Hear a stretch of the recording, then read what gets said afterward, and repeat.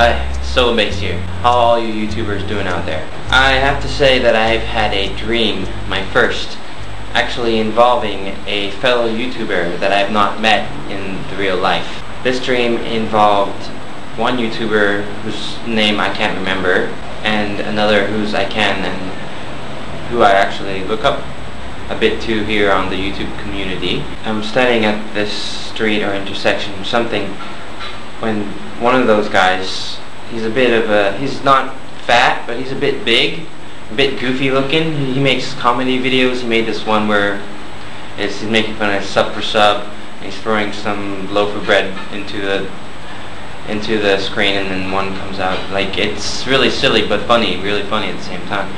Maybe you know who I'm talking about just by this video. He comes up to me, he says he needs to get some change or something. I give him some change and he gives me some back, and I have more money than I had before, and I can't really understand what's going on. We have a bit of a discussion.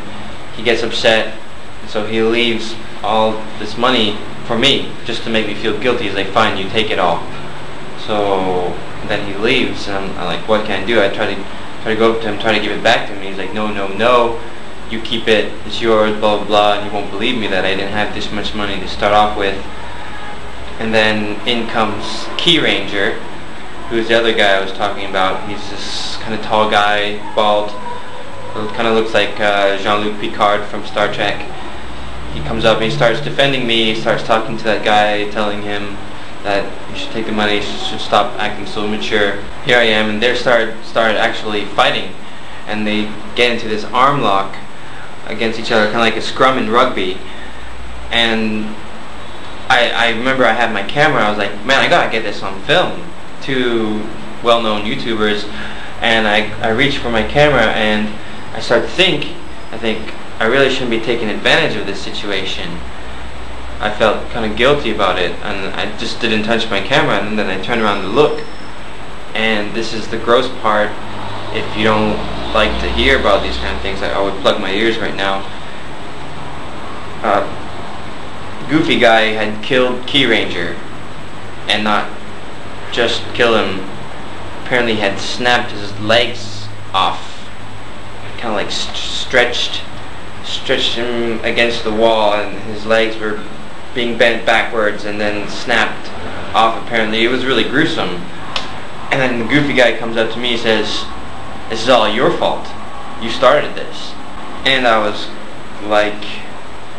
scared for my life actually at that point, and I said, yeah, I'll do anything, it's my fault. And then he's like, you have to do something. And I assumed responsibility just so that this raging lunatic wouldn't take out the same actions on me. Who wants to get their legs snapped off? Right, weird, huh? I actually woke up really early that morning, around 6:30 after going to bed at 12, and couldn't go back to sleep after that.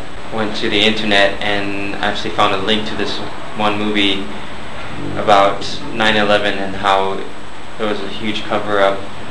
And then I also ended up watching that and another documentary about Obama and how he's gone back on all his campaign promises, and how he's just kind of deceived everyone into becoming so that he could become the president, so that he could actually carry out somebody else's agenda. I'm going to put links to those two documentaries on the sidebar, and I just want you to keep in mind that both of these documentaries also have a lot of propaganda and the way they say things, and they not balanced whatsoever, but they do put out some irrefutable information there. Maybe not as much as they'd like to think, but there is things there that you can't refute, and really makes you think about what goes on in the background, what happens where you can't see, behind the scenes. And there's probably a whole lot more going on behind the scenes than we actually know about. It actually kind of freaks me out. And I mean, these are things that I've always known, like the one case where there was a boy who had the same name. He was just a 5-year-old boy. He had the same name as a suspected terrorist, and then they stopped him at the airport, and they went through this whole thing where they treated him like a terrorist. a 5-year-old boy being treated like an actual security threat. It's just mind-boggling how there's no common sense whatsoever when it comes to the law. The law is meant to protect the people, right? Or is it meant to protect the people in power? From what? It's just so stupid to stop a 5-year-old boy and say that you're a security threat. There's no common sense in that. And I've had to deal with things of similar nature where just the law did not apply in my situation, but they applied the law to my situation, even though they didn't listen to the story and they didn't understand. The law is not human, and it doesn't make exceptions for human nature and human infallibility and human possibility that things might not go the way that the law is planned for them to go. But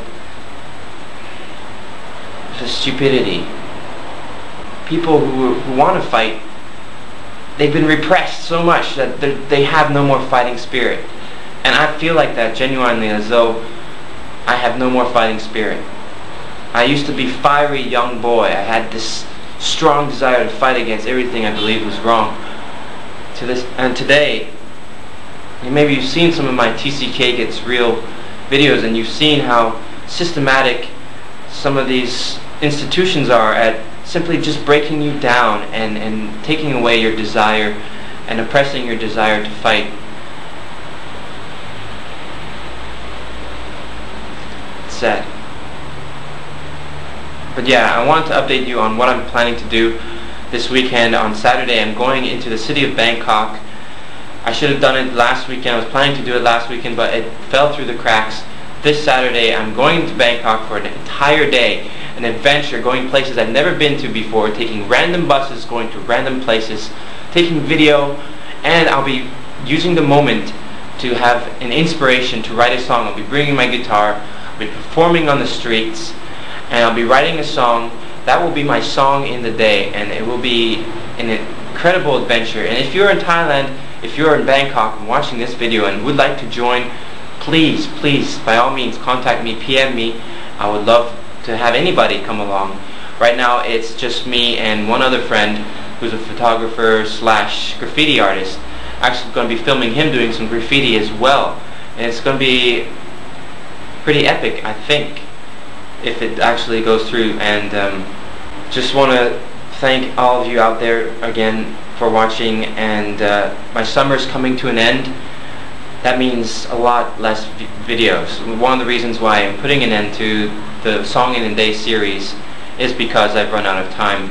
My summer in Thailand is ending, and my school starts again at the end of this month, and my video making rate will drop off.